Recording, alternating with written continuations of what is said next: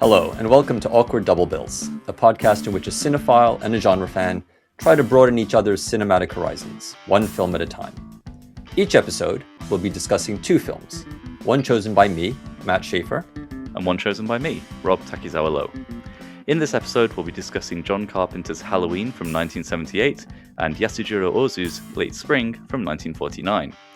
We'll talk about what the films are trying to do, what we think of them, and try to see them through each other's eyes. These discussions will be filled with spoilers, so please do keep that in mind before listening. At the end of the episode, we'll try and figure out how the two movies could possibly work together as an awkward double bill. All right, so before we get to today's or this episode's movies, we thought we'd just have a brief catch-up by discussing what we've been watching in our most recent 4 movies on Letterboxd. So, Matt, do you want to tell us what you've been getting on with? Sure. So actually, the earliest is Blue Moon, which is a Richard Linklater film starring Ethan Hawke. Okay. You've got a type. Yes. Very good. I enjoyed it a lot. I don't like all of Richard Linklater's films. He makes a lot. He goes through periods of making a lot. But this one was really fun. It's a story of, I think his name is Lawrence Hart or Larry Hart, who is a songwriter who broke up with his songwriting partner. And it's a story about his bitterness at his songwriting partner having success without him. So he's an alcoholic and he's lovelorn. But it's written. It all takes place in one location. It feels like a filmed play. I don't think it is. I think it was just filmed like that. But yeah, great performances, great dialogue. Yeah, fun movie. All right. So my if I'm going back 4 movies I watched a short film called Antiques. This was on the Bloodstream TV streaming service. I went through as I was saying to you in our pre-show chat, I went through an evening of just watching these short films direct from the filmmakers. Antiques was really interesting. It starred Linda Lowry, who listeners might know from David Cronenberg's Shivers, his first feature, I believe. It's about a Gen Z girl working in an antique store who sort of comes across an unusual customer. It was a nice short little sort of 15-minute film, but it had a couple of nice creepy moments. It was pretty good fun. Nice.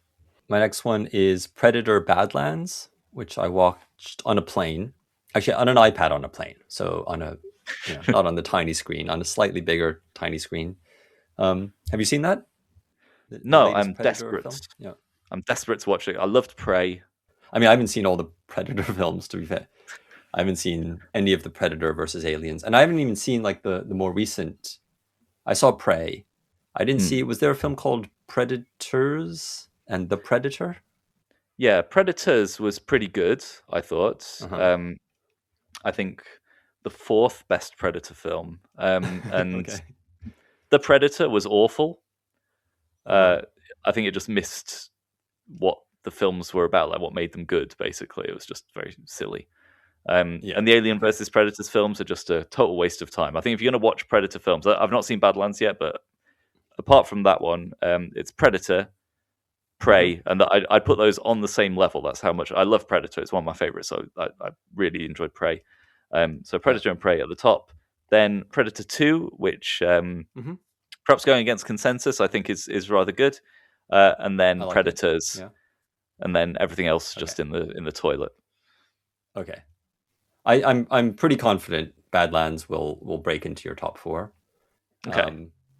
And I mean, probably you know from the trailer that the Predator is the protagonist, but it still does something interesting with it, and it still works very much as a Predator film. Yeah, I was worried about films where the Predator's the protagonist. I used to joke that they should make a film called I, Predator, where it's sort of like an introspective look at the Predator. Just to completely ruin the franchise. Yeah, no, I'm looking forward to seeing that. Your next one? The second one on my most recent 4 is another short on Bloodstream TV called 1 Star Review, which was about a chef who gets revenge on a reviewer, and it's a very straightforward short. You can imagine what's going to happen from the outset, and it doesn't disappoint. But it was well filmed. It was well made. I enjoyed it. Just for 10 minutes of people being chased around a kitchen with a knife, I think it's perfectly passable. Okay. My next one is Hoppers, which is the latest Pixar film, which I took Okay. my 11-year-old daughter to see at the cinema. Yeah, a lot of fun. It's leans into the comedy even more Mhm. than most Pixar films. I think it's really focusing on being a comedy. Um, it's basically Avatar with robot animals, robot beavers. Right. So they put humans' consciousness into a robot beaver, and they make a joke early on, whereas they describe the process, and then the character says, "Oh, it's just like Avatar," which it Right. is. But actually, after that, it's not too Avatarish. I think I mentioned to you again in an off mic chat. There is a very strong animal conservation message to it. Mm. Yeah. Yeah, I don't know. The Pixar formula, it's definitely on display, and it's fine. It works well. I found myself getting a little bit bored in the middle, Mm. but that's probably any Pixar film these days. Yeah. My next one is a 1985 film. This was a blind watch on Tubi. It was a film called Naked Vengeance. Uh-huh. This Which was just which part of like the title grabbed your interest? the Vengeance, definitely. Sure. Yeah. Yeah. Um, this so I like on Tubi. There's a lot of like sort of 80s like exploitation, kind of trashy action films, and I like to sort of lucky dip choose them, Mm. to see what Mhm. I'm going to get. And sometimes you get something great, like 1990, The Bronx Warriors or Wheels of Fire, and sometimes you get something garbage like Naked Vengeance. um, this it was I so it's a kind of a revenge film. It's a woman who is, taken advantage of, let's say, by a group of men, and then exacts her revenge. It's very "I Spit on Your Grave" inspired, but Mhm. it also has a kind of mainstream sensibility. Like it's got a power ballad soundtrack, a bit like something like Savage Streets, which I'm sure you haven't seen. Um, Hmm. and it's sort of walking an awkward line between trying to be a sort of impactful story about female empowerment and vigilante justice and that kind of thing, um, Mhm. and being like a sort of silly exploitation knockoff. And I don't think it manages it at all. I thought it was pretty awful. Oh well. Yeah.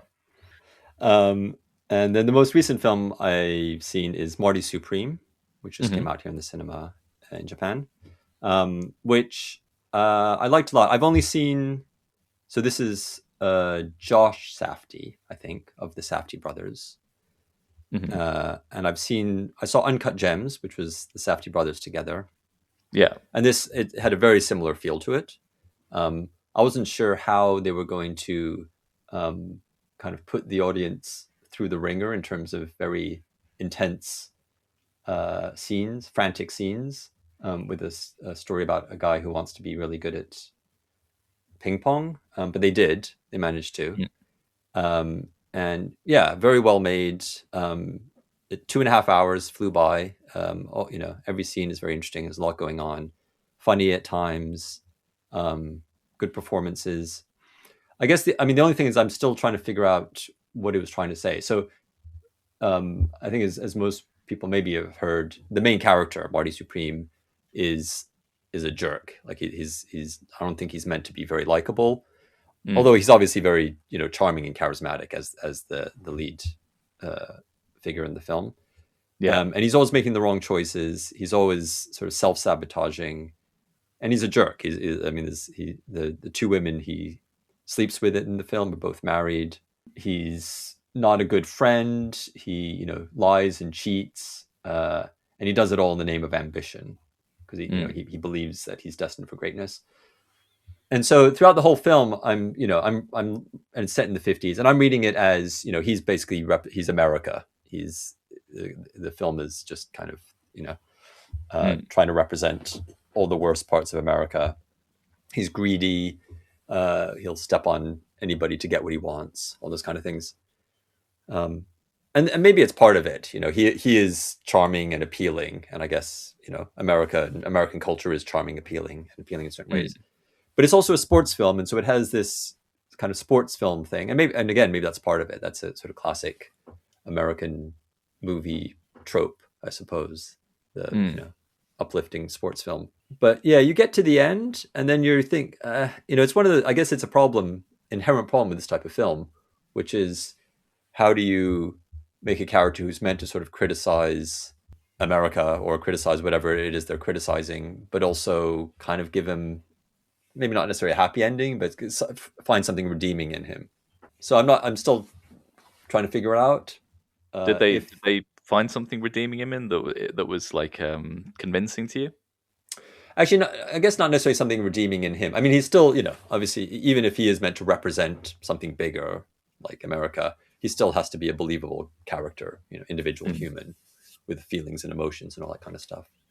Um, and so I guess maybe it's especially the ending. I'm still not sure how to read the very ending of the film. I guess the catch is if you're making a character that's meant to represent something much bigger, then whatever you Mm. say about that character ends up sort of sounding like you're saying it about the thing that they're meant to represent. Yeah, exactly. Yeah. So I mean, the what it reminded me of in that sense was There Will Be Blood, Mm. which, and I think similar idea is that the Daniel Plainview is meant to sort of represent America at its beginning, just being ruthless, Mm. um, but that ends him with murdering a clergyman or a priest in his bowling alley, Yeah. and there's nothing redeeming about him. Um, but this film doesn't want to go that far, I guess, maybe. That sounds interesting. I mean, 2.5 hours is usually about the outside limits of my tolerance. Like uh, I'm a nice 90 minutes in and out kind of person, with films. yeah, Um, yeah. but yeah, well, I don't know if it's on Netflix, I might check it out. My most recent one is female prisoner Scorpion number 701's Grudge Song, which is the fourth in the female prisoner Scorpion series, which I Oh, have on Blu-ray. There are a series of Japanese films starring Meiko Kaji, who hmm, you very kindly gifted me the Stray Cat Rock series of movies, the Blu-ray box set. It's the hmm, same star in both, hmm, um, and they're sort of exploitation women in prison films, but hmm, they're also very very artfully directed. And I think after the first one, they allowed the director Shunya Ito to go off and sort of make his own thing. So the second and third one are very interesting. The first one's interesting. The second one's fantastic. The third one I didn't like quite so much, but that was more the subject matter was just a bit icky. Um, hmm, and then the fourth one, they brought in a different director, and it's still pretty good. It's still stylish.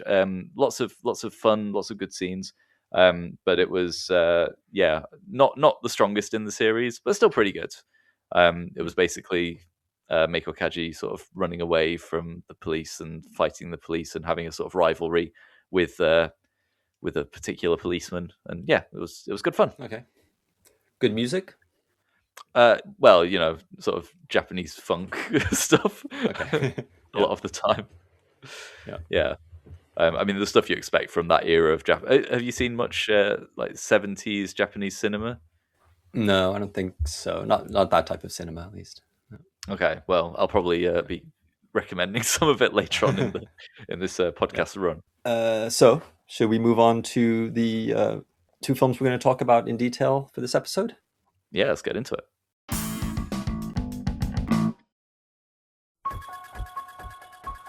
In 1978, John Carpenter released Halloween. In the film, the teenage babysitter Laurie Strode is stalked by the menacing, knife-wielding figure of Michael Myers. The modestly budgeted film became a huge success, leading to an uneven franchise of sequels, remakes, and sequels to remakes. It also kick-started the 80s slasher boom with films such as Friday the 13th, The Burning, My Bloody Valentine, and The Prowler. To try and understand why this film had such an impact and why it still has such an enduring legacy, let's move on to our discussion of Halloween. Okay, so to start, Rob, can you just tell me a little bit about your relationship with the film? So maybe when you first saw it, or what it means to you, and maybe generally why you chose it. Yeah, so Actually, I don't have a very strong personal relationship to this film. It's not one of the early horror films I saw. I came to it quite late in my viewing of these kinds of films. Um, Hmm. I don't really know why. I think it just wasn't in. I was into zombie films. I wasn't particularly into slashers, and when I started watching slashers, I basically went into the Friday the 13th series, Hmm. and I didn't watch Halloween until a little bit later on. But I've now seen it multiple times. In fact, watching it back this time is the first time I've been bored watching it because I watched it like just a few months ago. I got my wife to watch it, so Hmm. I was kind of, getting a bit of Halloween fatigue.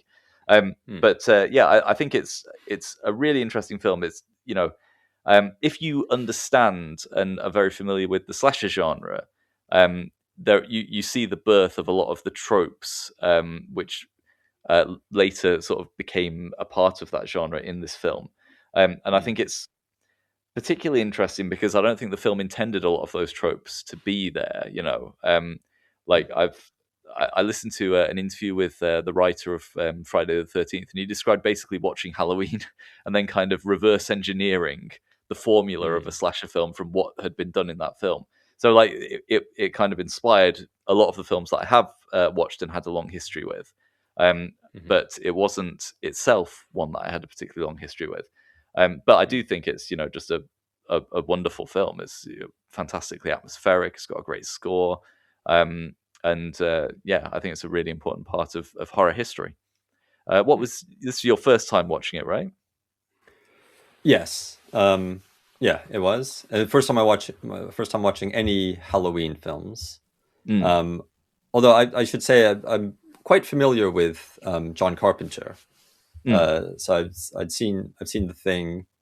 I've seen They Live, Escape from New York, Escape from L.A.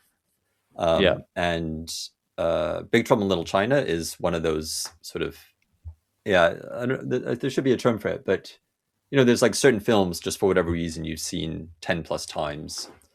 So yeah, so I'm very familiar with those films. And growing up in the '80s in America, I don't remember which ones, but I've seen one or two Friday the 13th movies, one or two Nightmare on Elm Street movies.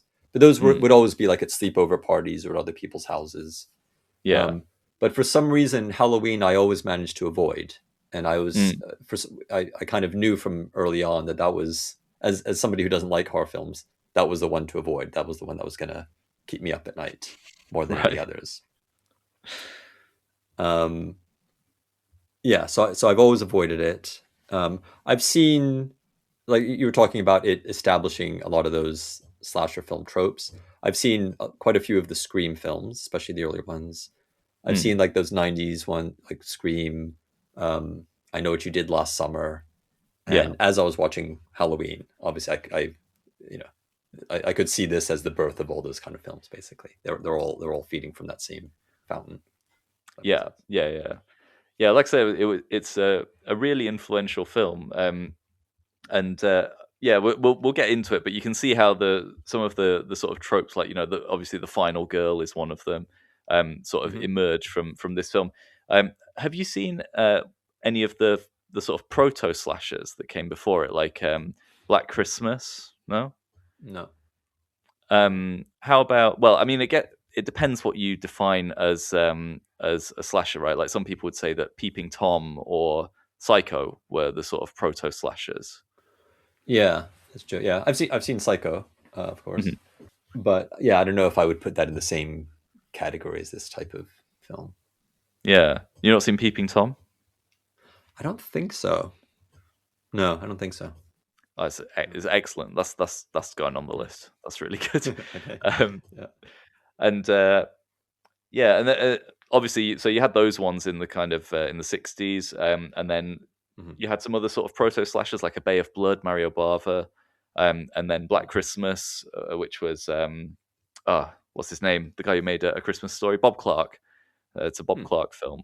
He Okay. started out making horror, like Children Shouldn't Play with Dead Things and Black Christmas, and Huh. apparently Black Christmas was possibly a bit of an influence on Halloween, but Halloween is the one that sort of sparked the idea for Friday the 13th, and the slasher boom sort of grew from there.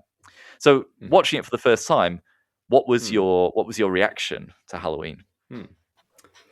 Yeah, so I guess I went in having certain expectations, sort of knowing, knowing generally a little bit about it.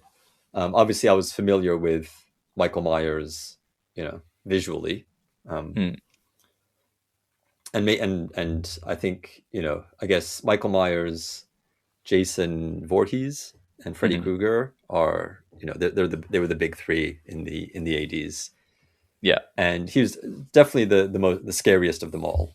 Um, Freddy is kind of almost comic in his appearance. yeah, Uh, Jason has the hockey mask, so I guess it's similar.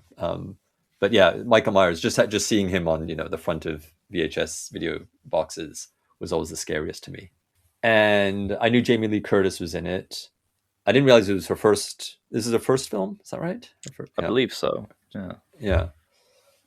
So I guess a few things. Yeah, so the music, as you mentioned, I was a little bit familiar with the music, but Mm, the music, it did so much.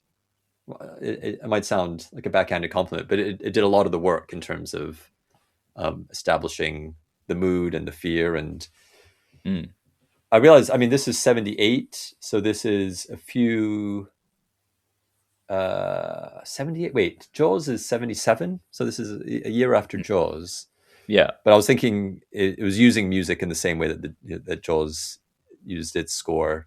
So just whenever the shark was around, or whenever we were meant to think the shark was around, we'd yeah. hear its theme, its motif. Um, the story was a lot simpler than I was expecting. Hmm. Um, I mean, it's basically, it takes place, just over 1 or 2 days.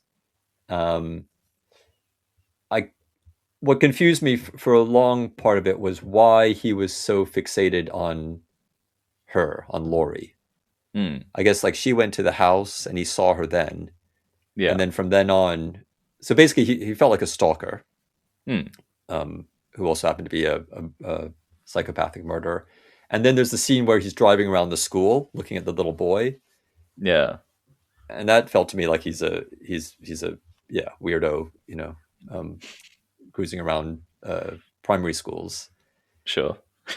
So he's a stalker, and he does the thing which I think became I guess part of the problem is a lot of the things that happened, it became parodied later. Mm. So him just standing there, I was trying to remember which specific TV shows or movies parodied it, but him just randomly standing on the street staring at her, Yeah. in a weird mask and then disappearing. Um, but of course, if it's the first time, it's understandable, and I'm sure it Mm. had a strong effect on the audience. I wasn't as I wasn't It wasn't as disturbing as I was expecting it to be. Mm. Like I got through it. I managed to fall asleep that night. Um, yeah, I mean, to be honest, like part of the reason I'm not, I think I mentioned in a previous episode, one thing I don't like in horror films is like strong body horror, like seeing bodies, like really nasty stuff happening to human bodies or Mm. animals' bodies. But the other thing is, I mean, I've had the experience of watching horror movies, and then if I'm alone in the house at night, I do genuinely get scared. Mm. Like I'll Yeah. go around and I'll check all the rooms and I'll turn the lights on. And I don't like it. I don't like I That's why I don't understand. That's why I don't understand about people who watch horror films. I don't like that feeling. Yeah. Yeah. I do. I mean, that's Yeah. I think that's you've hit the nail on the head. I think that what a lot of horror fans have is an experience of being absolutely terrified by something and Mm, chasing that high. I think right. people think that what you're doing when you go to a horror film is like being sort of titillated by the violence, and I think that's maybe true sometimes in certain films. I think like the Friday the 13th films, Mm, you're there to sort of watch enjoyable kills for a lot of the time, but mm, for hmm. for genuinely scary horror films, you're there to sort of be confronted with something that scares you. It's a sort of catharsis, I guess. That's interesting. Yeah. But what I really appreciated about it was how it. I might say it was a simple story, but I think that's one of its strengths. Hmm. Is that it takes its time. It could have taken place over a week, and we just kind of jump around from day to day. Yeah. But by the whole story taking place over such a short period of time, we really got to like live through the day with Laurie and kind of really go on that with her. Mm. And so yeah, and I really like that. And I mean, there's I guess obvious things where characters turn their backs on people who are obviously not dead and all that kind of stuff. And that I think is you just sort of suspend your disbelief with that because that happens in all movies. Characters don't do the things that we as the audience know is wrong, but we have a different Yeah. perspective from them. And yeah, I guess keeping obviously we have quite a bit of background. Obviously, or maybe we should start at the beginning. Obviously, talking about the opening shot. It's all one shot, isn't it? I Pretty think so. much. Yeah. Yeah. Yeah. I guess they cut right at the end, right, to the reveal of who the killer is. Yeah, I mean, I think they must have known when they wrote that opening that they were onto something, that they would have the audience then, because it's obviously a great iconic opening. The only slightly ruined by the fact that when the parents find their son holding a bloody knife, they just kind of stand there. The mother looks more disappointed than shocked. Yeah. She's always just standing there, kind of shaking her head, like, Michael, you've done it again. Yeah, I mean, to be honest, the bit that gets me in that is when he's got the mask on, and he goes and stabs his sister or whatever, and he's like, he looks, well, for one thing, he's too high up, like he's meant to be 6. He should be lower. He's an adult, basically. He's an adult person height. Sure. And then at one point he's stabbing down like that. And the mask, like the camera view, looks up to see the knife stabbing down. And it's like, yeah, okay, that's a nice shot that we can see the knife stabbing down. But why are you looking at your hand while you're doing that? Yes. Like, are you going like, nice knife technique from me there? That's good. Yeah, and let's see, Jamie Lee Curtis is fantastic in it. Very interesting character. Donald Pleasance, I didn't not my favorite performance in the film. Really? What didn't you like? Yeah, I don't know. He was always very angry and upset at everybody, but also he seemed to be taking his time. Like at the beginning, he left the nurse in the car alone. He was getting really angry at the nurse, how urgent everything was. And then I don't know what he's just standing at the gate when Michael jumps on the car, and I don't know. And then, but also something, just every line reading, I don't know. It didn't work for me. It almost felt like he was in a different movie.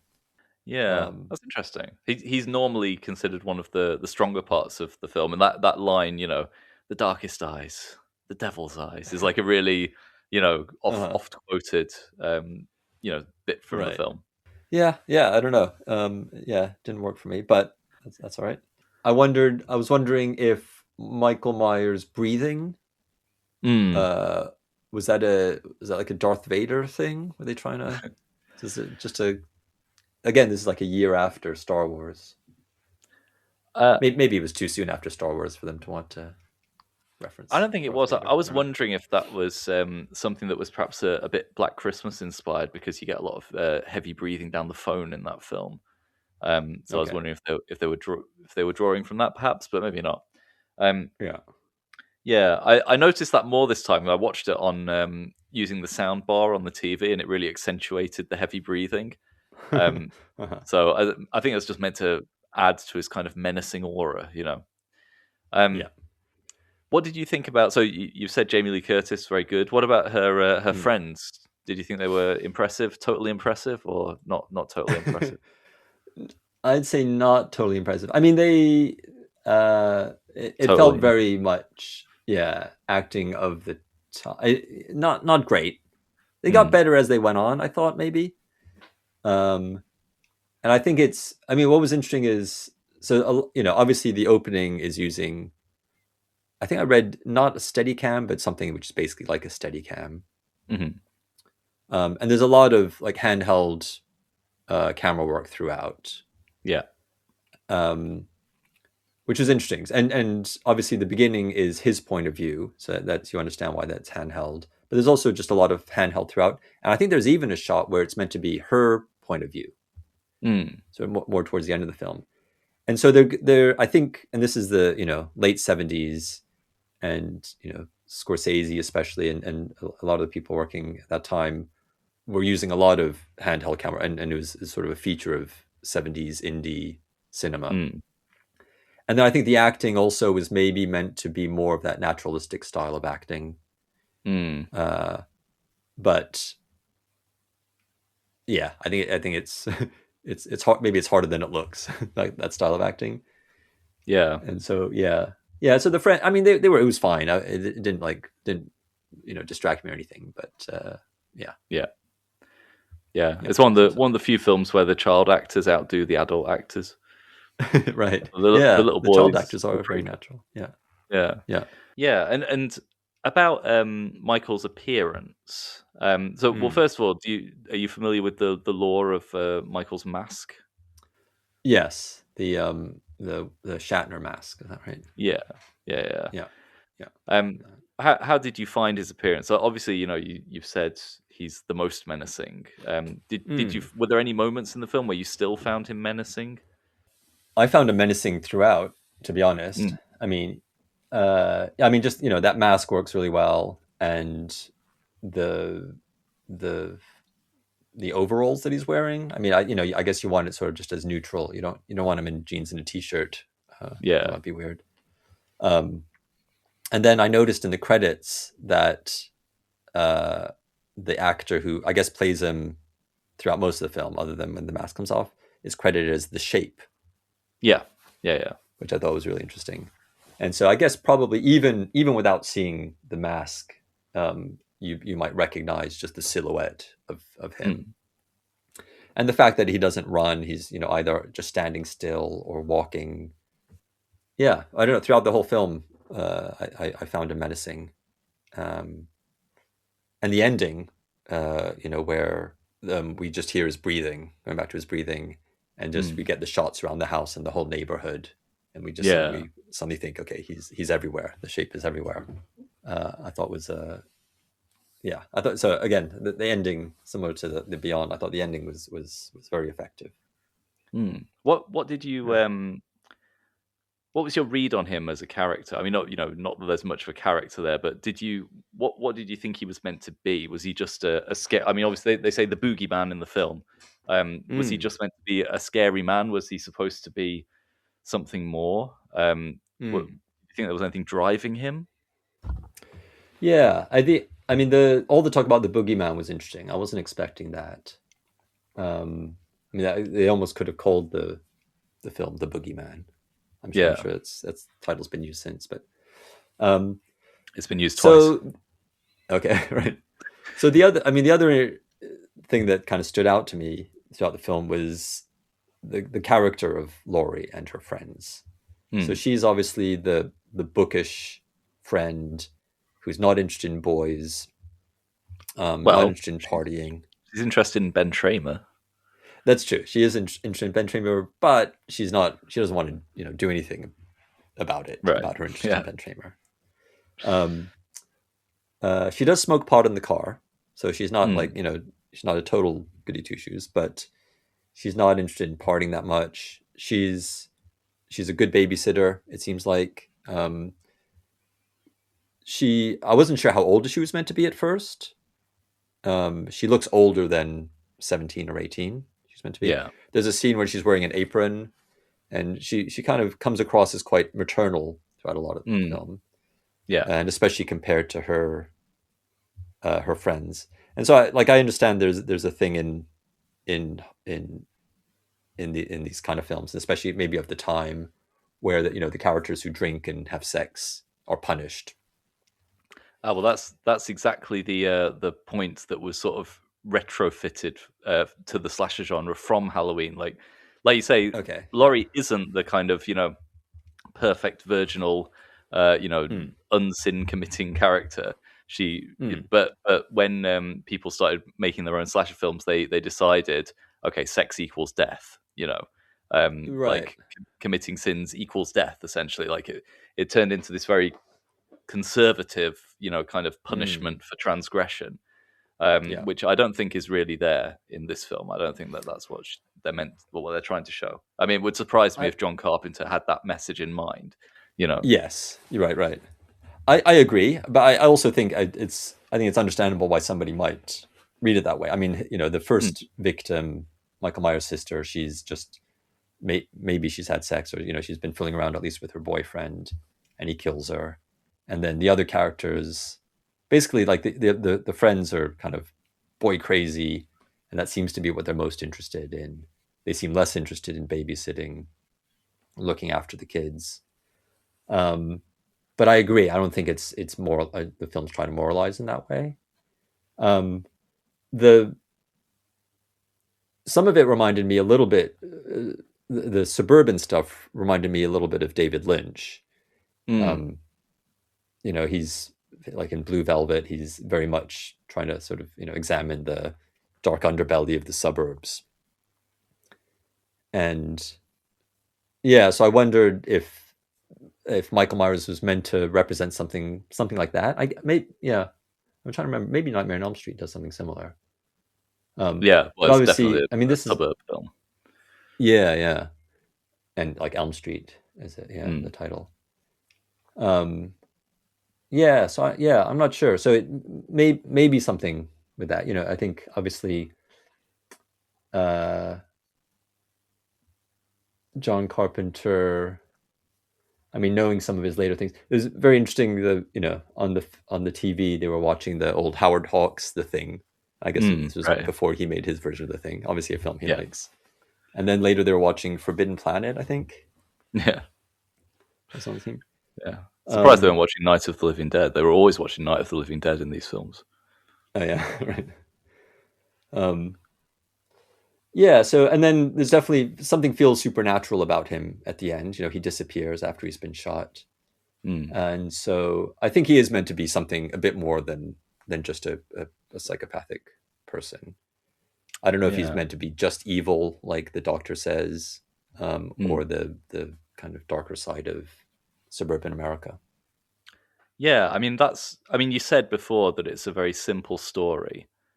Mm, And that's the strength that it leaves a lot of this stuff ambiguous. It doesn't feel the need to mythologize Michael or, gr- hmm create some grand, explanation for what's going on.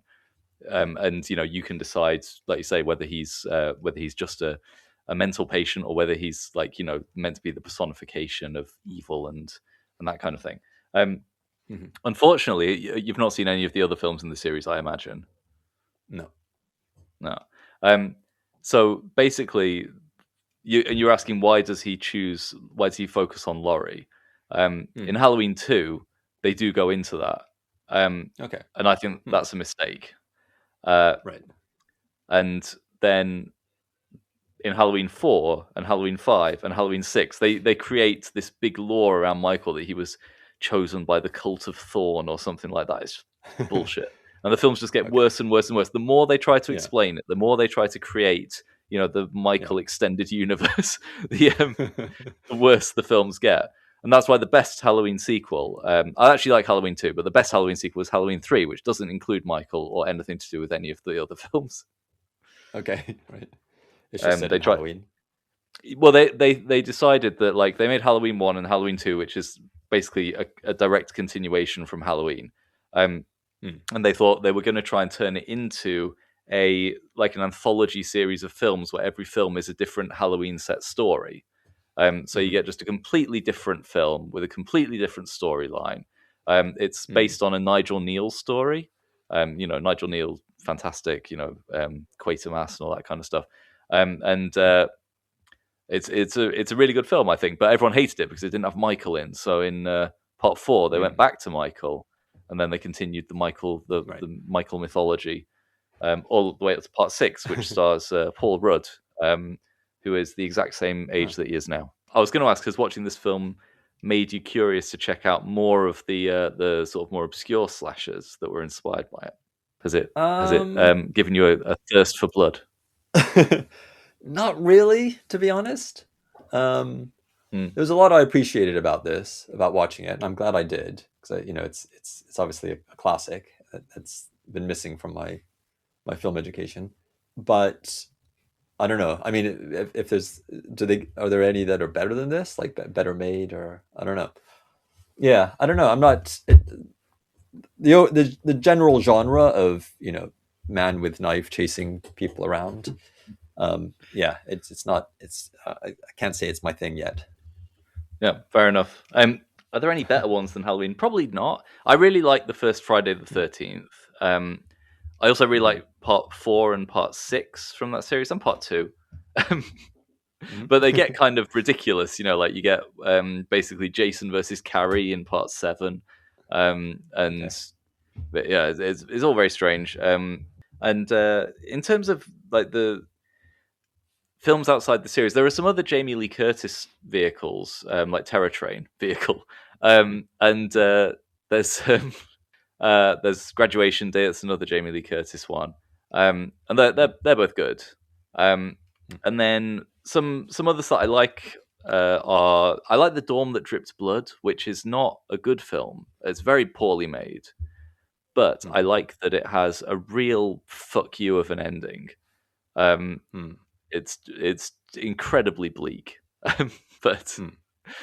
Right. I can enjoy that sometimes. Intruder is good fun. That's kind of a comedy one. It's got not Sam Raimi, Ted Raimi in it. He's one of the stars.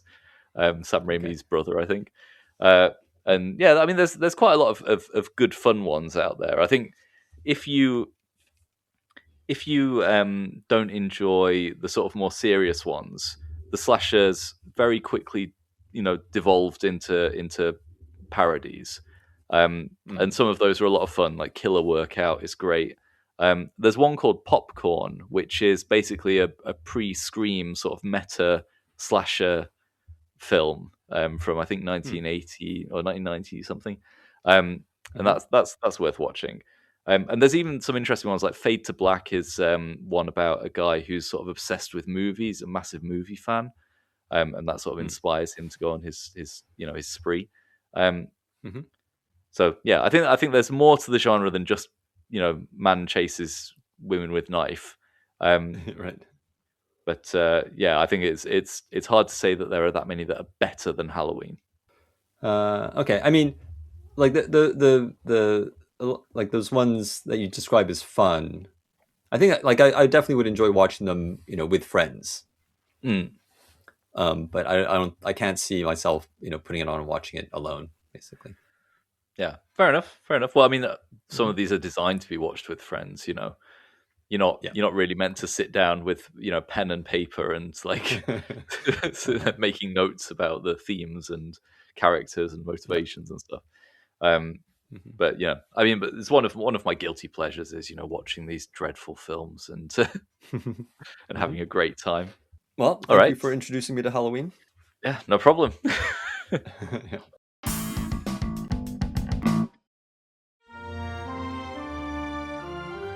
Yasujirō Ozu's 1949 film Late Spring, which is a literal translation of its Japanese title, Banshun, tells the story of Noriko, a 27-year-old woman who lives with her widowed father in the town of Kitakamakura, which is near Tokyo.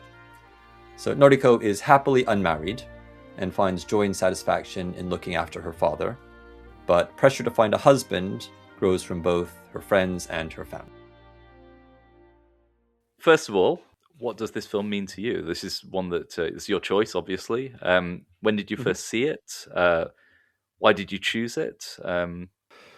So I wasn't, and I'm still not, to be honest, hugely familiar with Ozu's body of work. He's made a lot of films, so I don't think it'd be possible to see all of them. Um, but I had seen a couple. I had seen Tokyo Story, which is maybe Mhm. his most famous film, and I had seen Floating Weeds. I think the second version. He made two versions of a film called Floating Weeds, Oh, and I've then seen both of about those actually. oh, okay, oh, Yeah, great. I don't know why, but I have. Right. And then about a year or so ago, at one of the sort of second run art house cinemas here called Waseda Shochiku, and I think it's maybe still run and owned by a Shochiku studio, which is actually the studio that Ozu worked for. They had a triple bill, which was Late Spring, this film, Tokyo Story, and a film called Early Summer. And unusually for Japan, they were showing them with, it was a new print, a new restoration, and they were showing them with English subtitles. So I went, and I think it's only the second time I've done a one-day triple bill in the cinema. And so I watched, the 3 Ozu films in a row over the course, starting in the morning, ending in the early evening.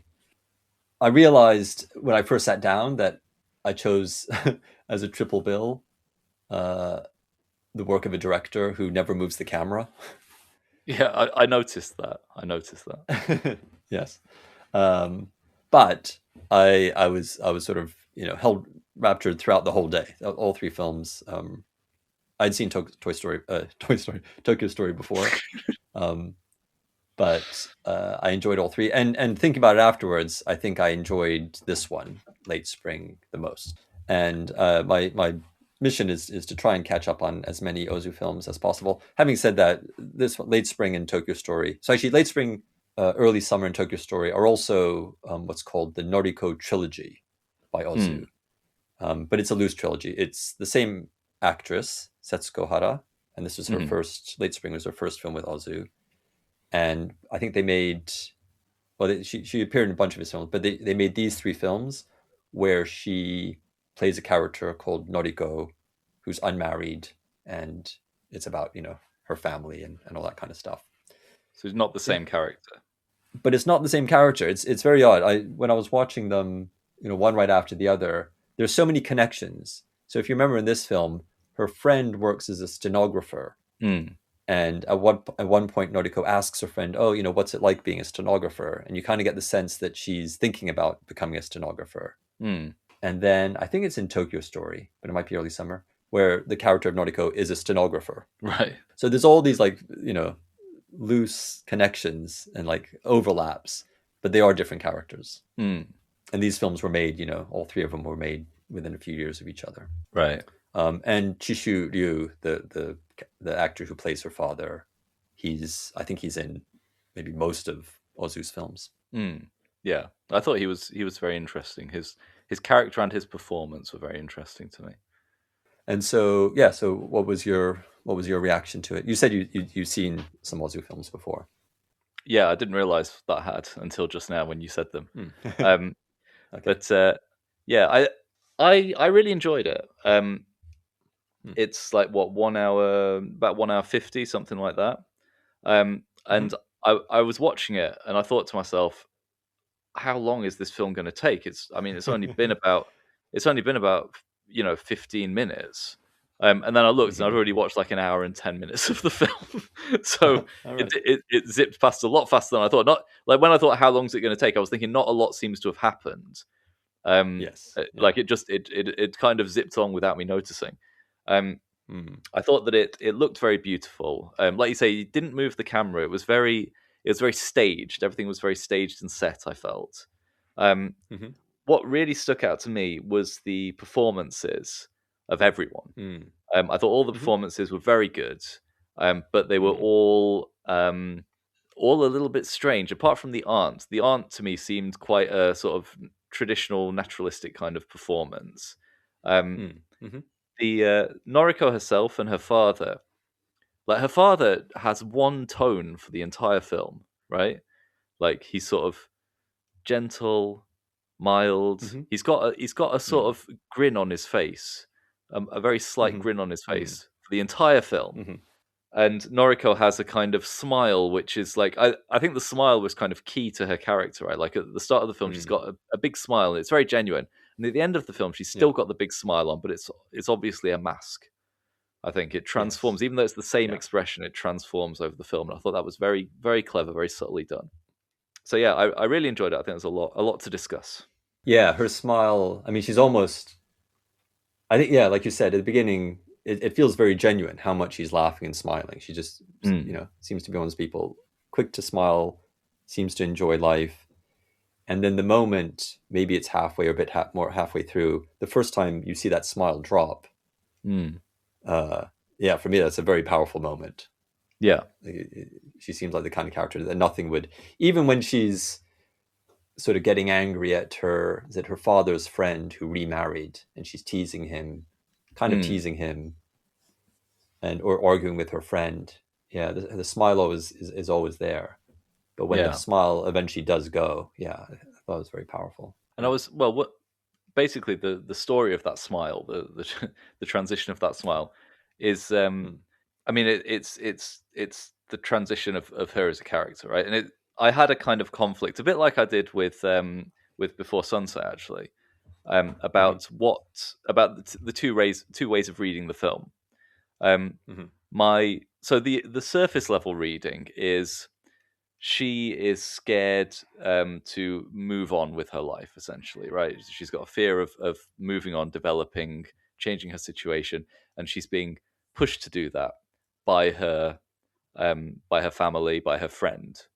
And Yeah. at the end, she does, and it's like, at the end, it's almost like framing her father as being, the good guy who's let his daughter go and pushed her to move on with her life onto the next phase of her life without him. Yeah. Like it's a kind of a positive thing.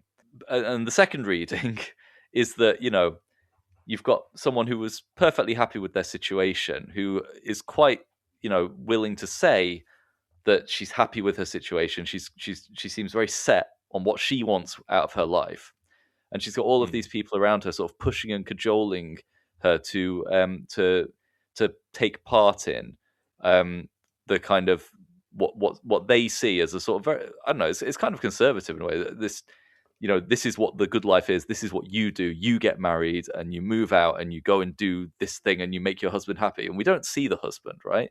Like he's not Yeah. present in the film at all. Um, Yeah. so I wasn't sure. I wasn't sure if the director if the story was trying to tell us that this is, that she's being pushed to make a necessary change, or Mm-hmm. if it's more about her being sort of suppressed by being forced into a role that she doesn't want, or whether that second reading only emerges in hindsight, because it's reflecting the time and the mores, the social mores of the time in which it was made. And what do you think about Yeah. about those two readings? Whether I'm off the mark completely? Yeah. No, for me, yeah, for me, it's very much, well, not very much, but my reading of it is that, yeah, she's being pushed out of a very, a life that she's very satisfied with. And I think her father is as well. I think early on, her father seems, I think when the aunt first mentions, oh, Noriko has to get married, the father is kind of dismissive of it, but he slowly Hmm. gets convinced by the aunt that, oh yeah, no, Yeah, she should. And he gets so convinced that he even kind of lies to her. He pretends that he has somebody who he's yes, going to marry to kind of push Noriko to get married herself. And yeah, so I'm not sure. It's interesting. Well, there's a couple things. Yeah, one is it trying to say that these traditional values of getting married and moving out and like all these societal pressures that are being put on her, is that the traditional thing that's being imposed on her? I think it is. There is another reading, and so I think the other thing to think is this is 1949, so this is just a few years after the war, yeah, and there's an the actually the film was under, the Americans were censoring anything that was being produced by Japan at that time, and so as far as I know, I remember reading that they did even make some cuts, or they requested some cuts, so they um, but there are a few things. Do you remember the shot? There's a Coca-Cola sign at one point, which yes, is yeah, kind of yeah. I quite remember that. prominent in the phrase, Yeah, and the husband that we never see is described as looking like Gary Cooper.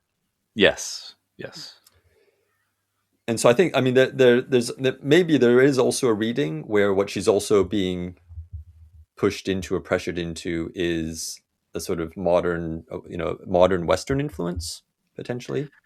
yeah. Well, there Yeah. seemed to me to be a big contrast between every time she goes into Tokyo and every time she goes home. There's Mm. a big contrast between the traditional and the modern, Hmm. which is going on there, and there's the train bridging the two. Yes. Yeah. Yeah. Yeah. Yeah. Yeah. Yeah. Definitely. Um, but then for me, the ending, which I found, for me, it was one of the great film endings. I found the ending Mm. stunning and incredibly moving, which is the father peeling the apple. And so, this is after the wedding, after his daughter's gotten married and she's gone off. She's left to live her new life with her husband. And the father is sitting alone in the house and he just peels an apple and lets the peel drop. And then his face kind of drops. And that's the end of Mm. the film. And then there's the waves crashing on the shore. Yeah. But for me, my reading of that was that he thinks he's made a mistake. He's made a huge mistake by letting all these other pressures allow him to, or make him complicit in pushing his daughter away. Mm. Yeah, so I Yeah. think it's yeah. I don't know. I mean, I'm not quite sure about the American side of, like, if what's happened to her is a result of some kind of American imperialism imposing itself on Japan, but it's also seems to be in step with maybe what traditionally the rest of Japanese society would want, but maybe not. I'm not sure. Um, Yeah. I mean, what was interesting to me was why is why is why are these her only options? mm. you know, like why can't she go and become a bohemian painter or something? Why can't she go and become a park ranger? I don't know. Like, why is it stay with father or Yeah. move in with other man? Yes. Yeah. Although at the same time, I'd say, what's wrong with staying with father if Mm. that's what makes her happy? Yeah, yeah, yeah. Yeah, But I yeah. mean, I think there is a point that the film, the film, or the characters in the film are worried about, her moving on with her life in some way, right? And I agree. I don't think there's Mm. anything wrong with her staying with her father, but I do think that like her father says, "I'm 56. I'm nearing the end of my life." I was like, "Oh, come on, mate. You got a few good years in you yet." Yeah. um, but I think it is true. She will need to have something after he's gone, right? And it doesn't, but Mm. it doesn't have to be a husband. So I think, like, the Right. idea that maybe she should be prepared to move on to something else, or have something that's not just looking after her father. Mm. That's kind of the excuse she uses, right? She says, who would look after my father if I Yeah. can't get married because my father needs me. Right. Right. So if it is the case that her life is just focused on looking after her father, then yeah, I think actually it's maybe good for people to give her a little nudge in a different direction, just Mhm. for her own sake of living a life after he's gone.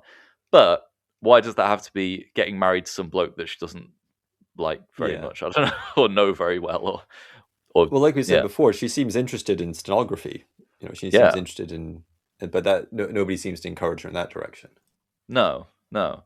Yeah, I mean, it was interesting what you said about the father perhaps regretting at the end, Mm. because, like, it seemed to me that obviously this is about her being pressured into something that she doesn't want. Like, she's not happy at the end. She gets married and she's not happy, right? And there's Yeah. actually that speech that the dad makes as well about, like, you just have to get used to this stuff. Like, many times in my marriage, I went downstairs and found my wife crying in the kitchen, but eventually she got used to me.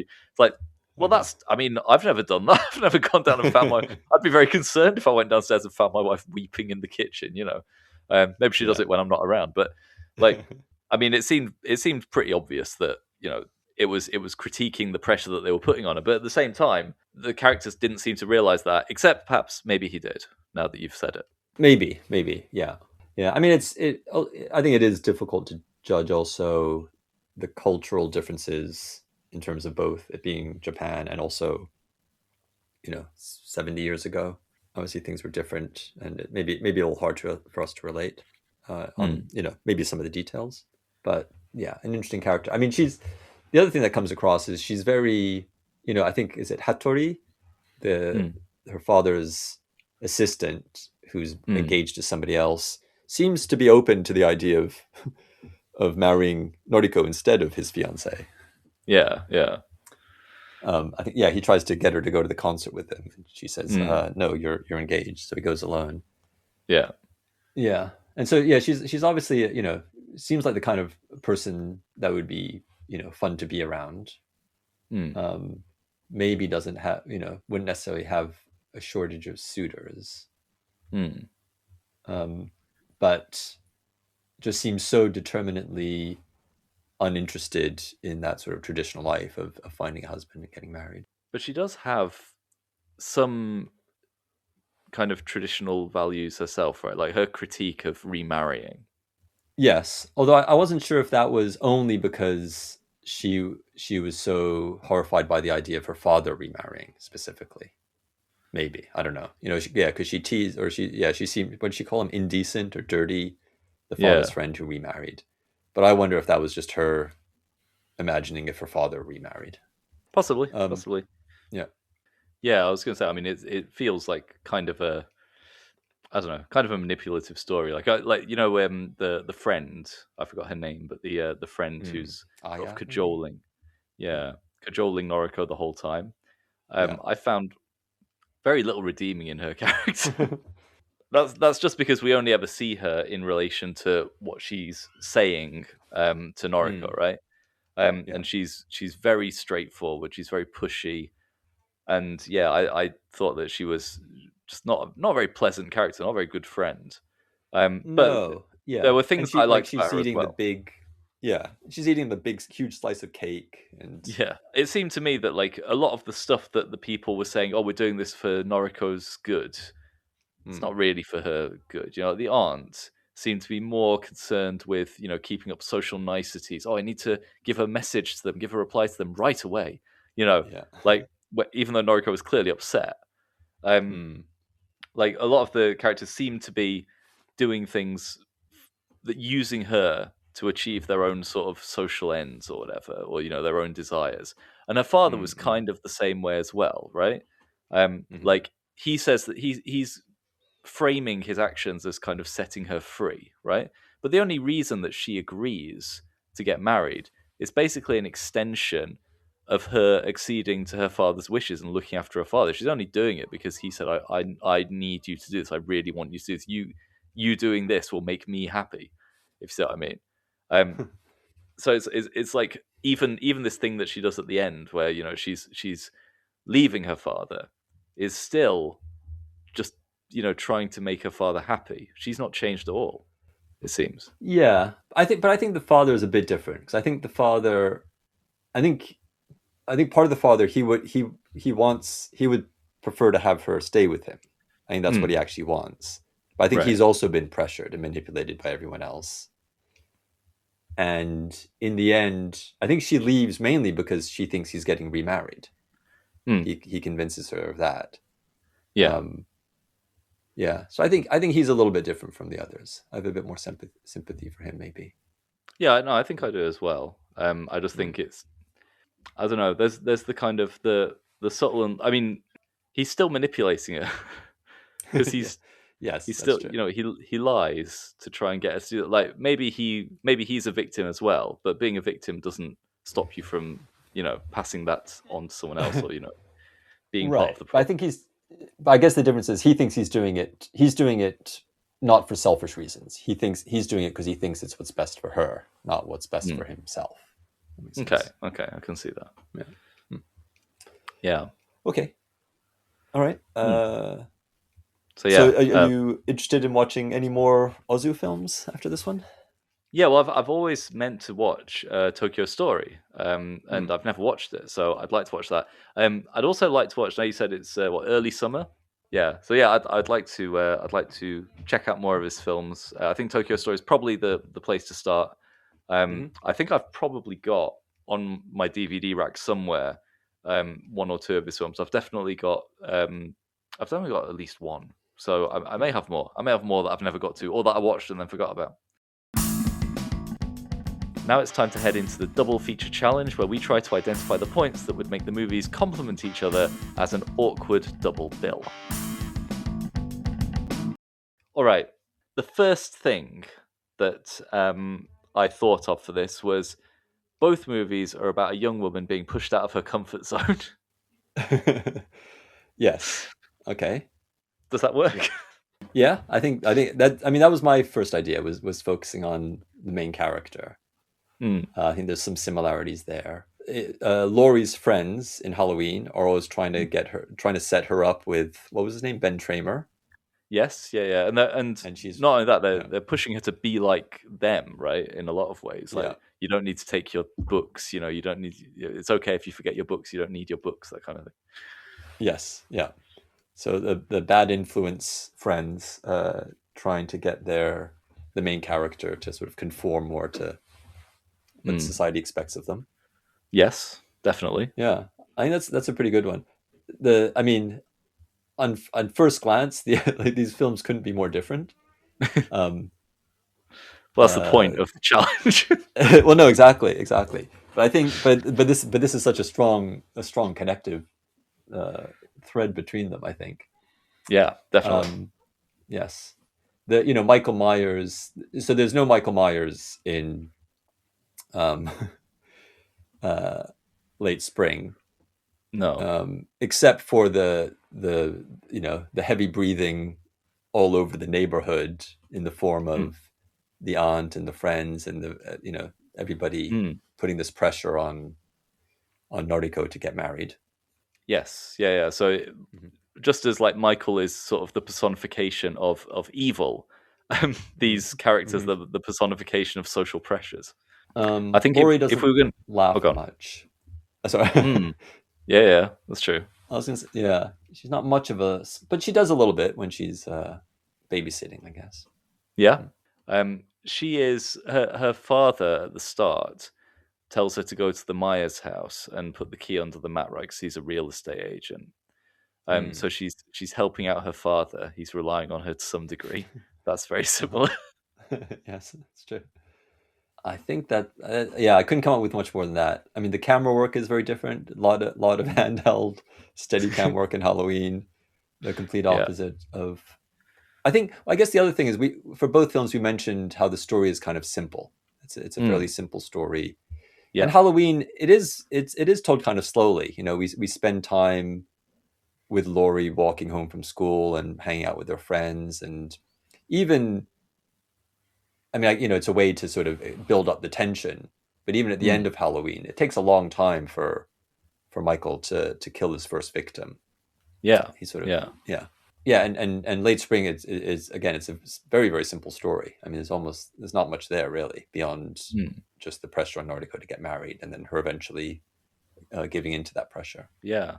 I think maybe both films are characterized by a sense of inevitability or inertia. That Mm, in Late Spring, it's this inertia, this inevitability pulling Noriko towards being removed from her father and pushed into this marriage. And with yep. Michael Myers, it's the inevitability that he's going to stab you up a treat with his knife. Yes, right. So yeah, throughout the film, Michael Myers is slowly getting closer and closer to Laurie, right? Yes, Until yeah, yeah, yeah, until he's in the closet with her. Yeah. exactly. Okay. All right. Yeah. If we were going to show these films as a double bill, can I suggest Mm. that we would show Late Spring first? Hmm. Because in this one, the final girl of Noriko kind of loses, right? And then we show Uh, Halloween, in which uh-huh. the final girl wins, and thus we get a Hmm. cathartic release after Yes. seeing these two women being sort of chased and oppressed. Right. We can imagine that Michael Myers, as he's getting shot and falling off the balcony, that he's the Gary Cooper husband that Noriko Yeah, is forced to marry. exactly, So it could exactly. provide catharsis for both stories. Yes. Who's the Donald Pleasance of Late Spring? Hmm. Yeah, I think that's the problem is for Nordico, she doesn't have one, or there isn't one. Yeah, Maybe it's yeah. the father's friend who got remarried. Hmm. Maybe he's a warning to not get remarried or to not get Maybe, married at but all. he's so happy.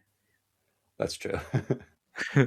I mean, he's the only one who doesn't really. He's the only one who seems to like her for who she is, right?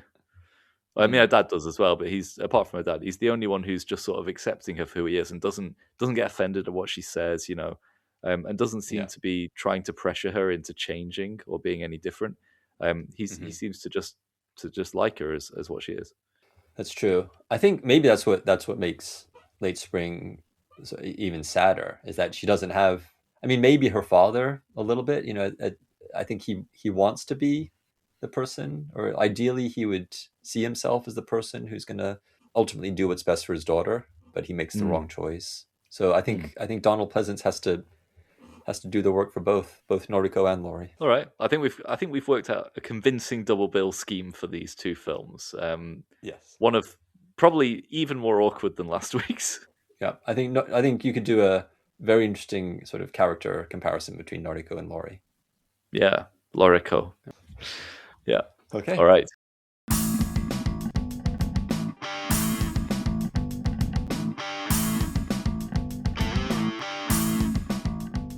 So that's the end of our awkward double bill for this episode.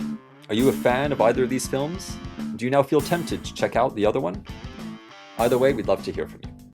If you have any comments or suggestions for future films, please send them to awkwarddoublebills@gmail.com. You can also follow the show over on Blue Sky at adbpod.bluesky.social.